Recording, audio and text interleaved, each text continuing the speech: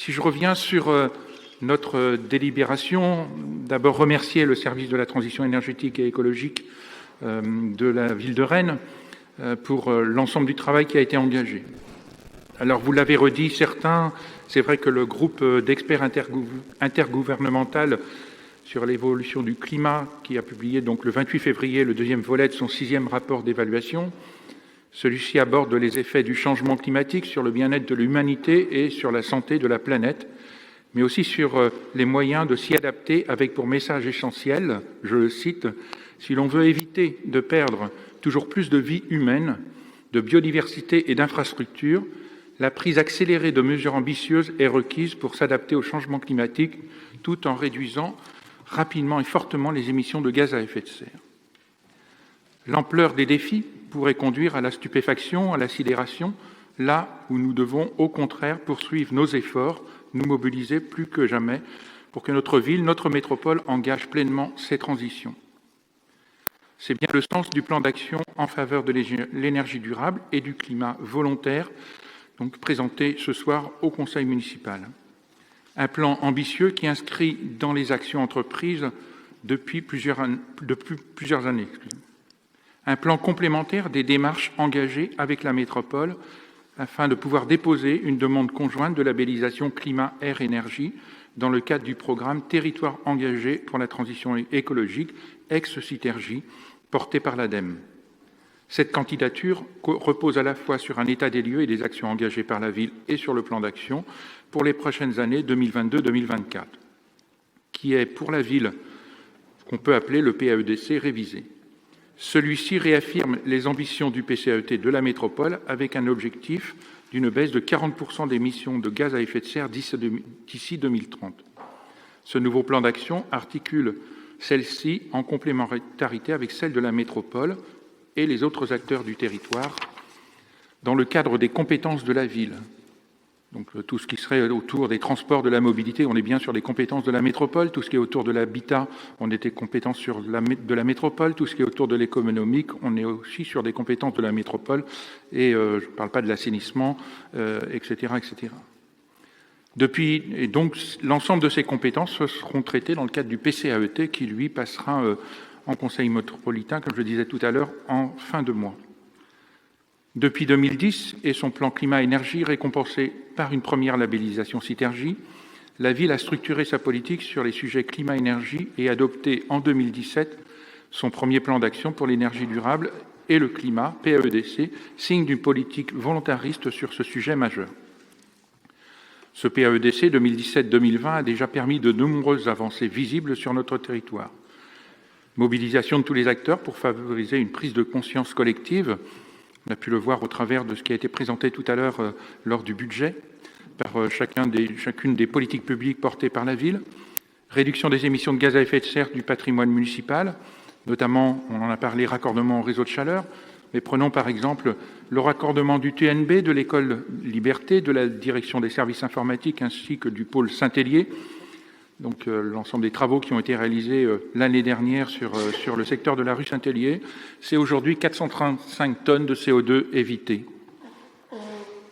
Du développement des énergies renouvelables, du bois énergie, du photovoltaïque, là aussi prenons un exemple, la rénovation de la piscine de Bréquigny. C'est d'abord la sobriété, une priorité, avec une isolation renforcée de la toiture.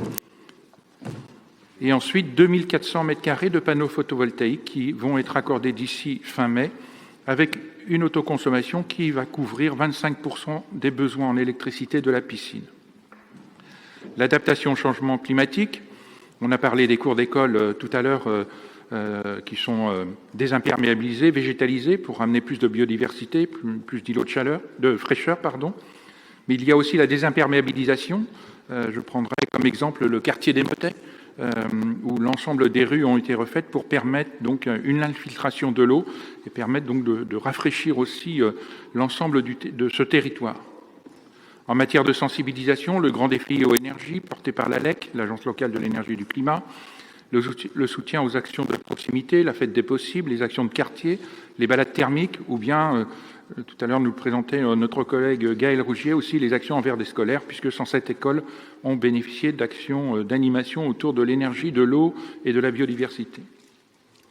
En ce qui concerne les zones d'aménagement, la ville se dote d'un nouveau référentiel énergie-carbone pour 2022, mais sans attendre, le quartier actuel de la Courrouze a défini un nouveau référentiel écoquartier qui marque un pas en avant important. Pour son patrimoine communal, là aussi, comme je le disais tout à l'heure, pour aller plus loin, le schéma directeur énergie a revisité toutes nos politiques. Cela nous engagera notamment plus concrètement sur la rénovation énergétique avec ce plan qui fixe comme objectif moins 40% de consommation en 2040 et moins 60% de nos consommations énergétiques en 2050. C'est aussi, comme l'a rappelé notre collègue Nadège Noisette, la politique du parc auto, et aussi, donc, comme vient le préciser notre collègue Pierre Janin, la politique sur le numérique. Et un exemple que Pierre n'a pas cité, c'est les premiers résultats qui ont été mis en œuvre, alors avant Pierre, par notre collègue, notamment Laurent Hamon, montrent une baisse de 26% des consommations électriques du parc informatique. C'est une réponse à l'augmentation notamment conséquente du coût de l'énergie, qui est une préoccupation majeure qui nous pousse à poursuivre nos efforts déjà entrepris pour parvenir à une ville post-carbone et nous libérer progressivement des énergies fossiles.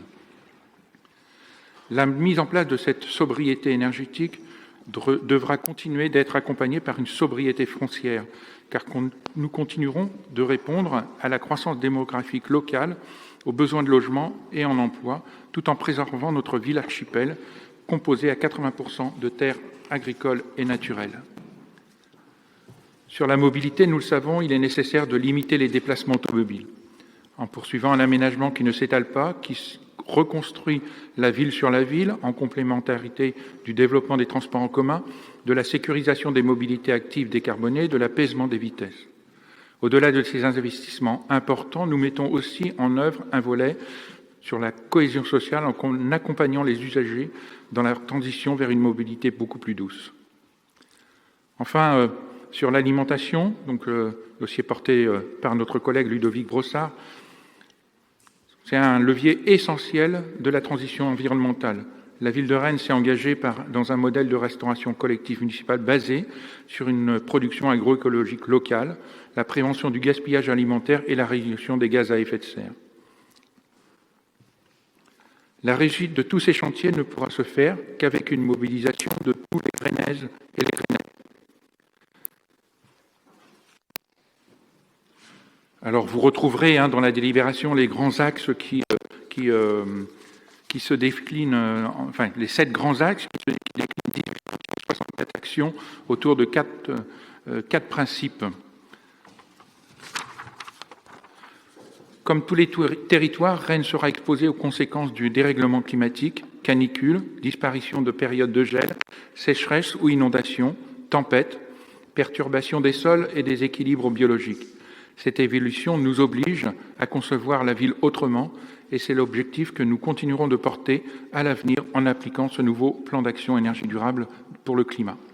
J'ai l'honneur, Madame la maire, de vous demander, mes chers collègues, de bien vouloir approuver le plan d'action en faveur de l'énergie durable et du climat. Merci, Monsieur Guillotin.